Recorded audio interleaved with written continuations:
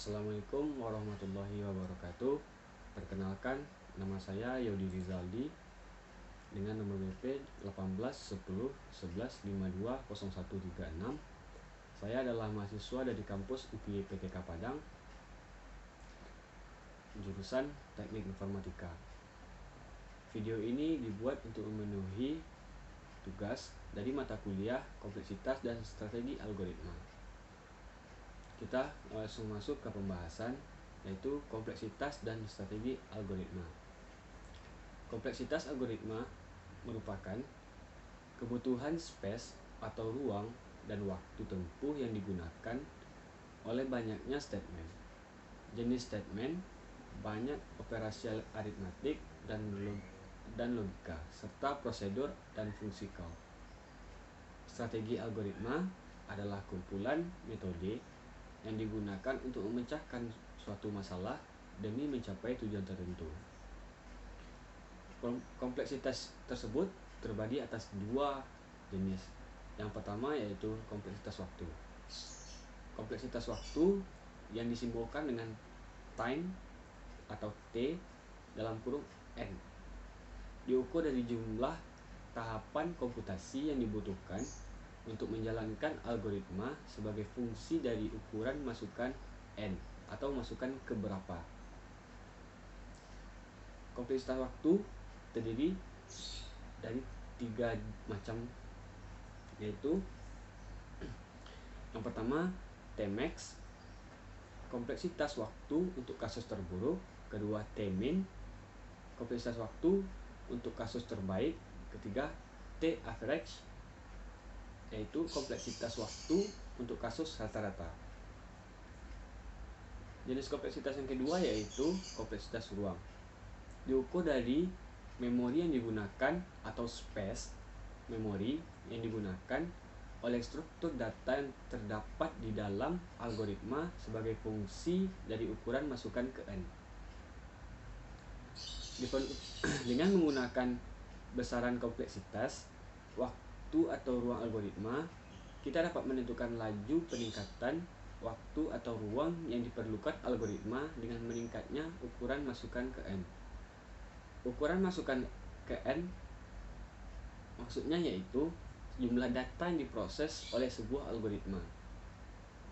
Contohnya, algoritma pengurutan 100 elemen lari, maka N sama dengan 1000, N sama dengan 100.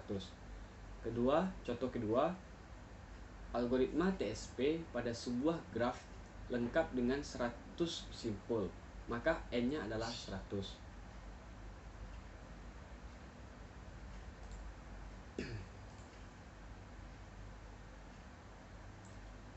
Selanjutnya yaitu kompleksitas waktu asimptotik atau Big O. Pertumbuhan T N dengan N kuadrat. Untuk N yang besar, pertumbuhan Tn sebanding dengan N kuadrat. Pada kasus ini, T time dalam kurung N, atau bisa dikatakan itu seperti yang kita bahas sebelumnya, tumbuh seperti N kuadrat tumbuh. Jadi untuk N yang besar, pertumbuhan T dalam kurung N dan N kuadrat adalah sama. Tn tumbuh seperti N kuadrat tumbuh. Saat N bertambah, kita katakan bahwa T dalam kurung N berorde N kuadrat, dan kita tuliskan Tn sama dengan Big O dalam kurung N kuadrat. Notasi O disebut notasi O besar atau Big O, yang merupakan notasi kompleksitas waktu asimptotik. Tn sama dengan OFN, dibaca Tn adalah OFN, yang artinya Tn berorde paling besar, Fn bila terdapat konstanta C, dan N0 sedemikian hingga Tn kecil dari C konstanta Fn. Untuk N besar sama N0. Fn yang kita sebutkan tadi yaitu maksudnya batas atas atau upper bound dari Tn untuk N yang besar. Apa itu notasi asimptotik? Notasi asimptotik merupakan himpunan fungsi yang dibatasi oleh suatu fungsi n elemen n yang cukup besar. Fungsinya yaitu n menuju R atau seri R+. Notasi asimptotik digunakan untuk menentukan kompleksitas suatu algoritma dengan melihat waktu tempuh algoritma. Waktu tempuh algoritma merupakan fungsi n panah R+. Jadi di dalam notasi asimptotik ini terdapat juga tiga kasus kompleksitas waktunya, seperti yang kita bahas sebelumnya tadi. Kasus terbaik yaitu T-min dalam kurung N, kebutuhan waktu minimum kompleksitas waktu untuk kasus terbaik, best case, dilambangkan dengan O, big O, atau dibaca dengan theta. Kasus rata-rata T average, kebutuhan waktu secara rata-rata, maksudnya kompleksitas waktu untuk kasus yang rata-rata. Average case dilambangkan dengan omega. Kasus terburuk T max dalam kurung N, kebutuhan waktu maksimum, yaitu kompleksitas waktu untuk kasus terbaik. Kompleksitas waktu untuk yang terburuk, worst case, dilambangkan dengan big O. Kinerja sebuah algoritma biasanya diukur dengan menggunakan patokan keadaan terburuk atau worst case yang dinyatakan dengan big O. Big O dan kompleksitas waktu atau time complexity itu sama, karena sama-sama analisis waktu dengan indikator waktu akan bertambah seiring dengan banyaknya masukan data.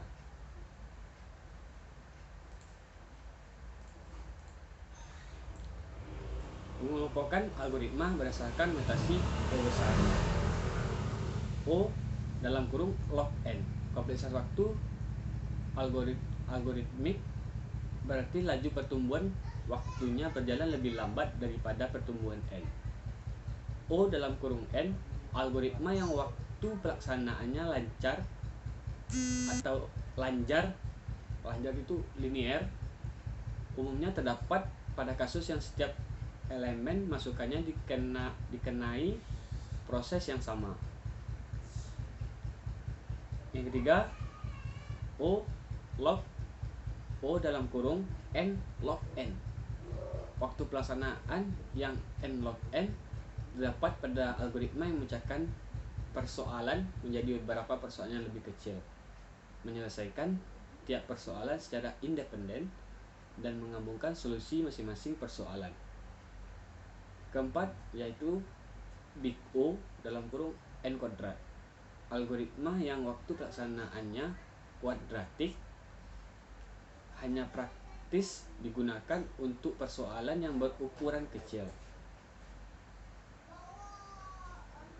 Yang kelima yaitu O n pangkat 3. Seperti hanya algoritma kuadratik, algoritma kubik memproses setiap masukan dalam 3 buah kalang bersarang. Misalnya algoritma perkalian matriks. Bila n sama dengan 100, maka waktu pelaksanaan algoritma adalah 1 juta. Yang keenam yaitu O dalam kurung 2n, algoritma yang tergolong kelompok ini mencari solusi persoalan secara brute force. Yang ketujuh yaitu O big O dalam kurung n tanda seru, seperti halnya pada algoritma eksponensial. Jadi tanda seru tadi maksudnya itu eksponensial. Algoritma jenis ini memproses setiap masukan dan menghubungkannya dengan n strip 1 masukan lainnya. Kegunaan notasi big O. Notasi big O berguna untuk membandingkan beberapa algoritma beberapa algoritma dari dan untuk masalah yang sama.